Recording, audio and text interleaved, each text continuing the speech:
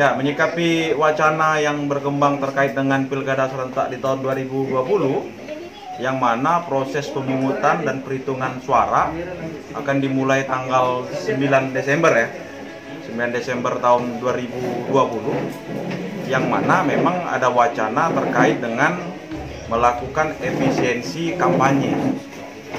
Yang dulu memang kampanye itu bisa dilakukan secara tatap muka, secara ketemu langsung antara calon dengan masyarakat.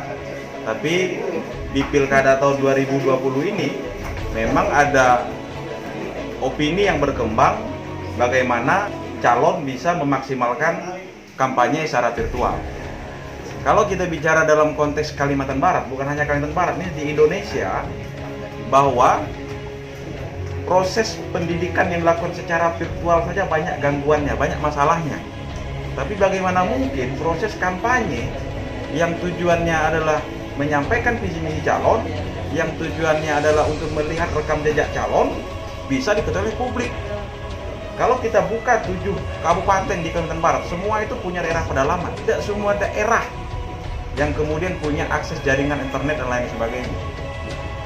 Jadi saya merekomendasikan, kalaulah memang ini ingin dilakukan secara virtual, harus kerjasama dengan Kementerian Informatika dan Telekomunikasi agar dalam rangka memastikan bahwa jaringan akses internet bisa diakses oleh seluruh masyarakat, sehingga masyarakat betul-betul tahu rekam jejak calonnya, visi misi calonnya.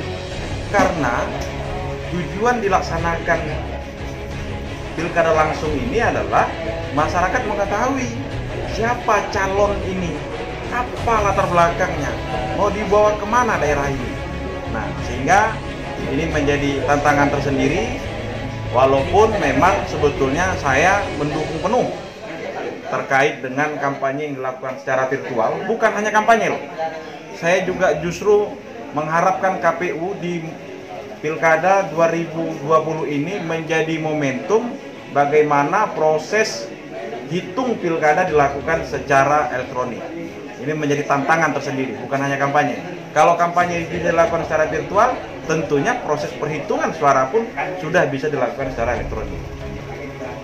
Nah, memang kondisi kampanye dalam kondisi pandemi COVID-19 ini menjadi tantangan tersendiri, karena memang dalam proses kampanye harus memperhatikan penanganan protokol COVID-19. Ini saya pikir menjadi tantangan tersendiri. Kira-kira memang jangan sampai proses kampanye ini menjadi instrumen untuk penyebaran virus COVID-19. Nah, terkait dengan penggunaan masker dan lain sebagainya, itu kami rasa memang harus betul diperhatikan. Tapi yang terpenting adalah secara khusus daerah yang akan melaksanakan pilkada di 7 kabupaten di Kalimantan Barat harus segera melaksanakan rapid test secara massal. Itu yang paling penting. Karena adalah di momentum kampanye pasti intensitas komunikasi akan semakin meningkat. Sehingga kita juga mendorong pemerintah daerah yang akan melaksanakan pilkada di 2020 ini segera melakukan rapid test massal kepada masyarakat. Kampanye yang akan dilakukan secara virtual, tentunya kalau kita melihat ada ketentuan undang-undang tentang informasi dan transaksi elektronik. Nah, sehingga penting KPU untuk membuat peraturan KPU terkait dengan koridor atau batasan-batasan sejauh mana kampanye virtual boleh dilakukan. Karena jangan sampai proses kampanye yang merupakan bagian dari pendidikan politik kemudian menyebabkan kebencian, permusuhan, bahkan konflik di masyarakat. Nah, sehingga KPU harus punya mekanisme dan prosedur yang jelas terkait dengan ini.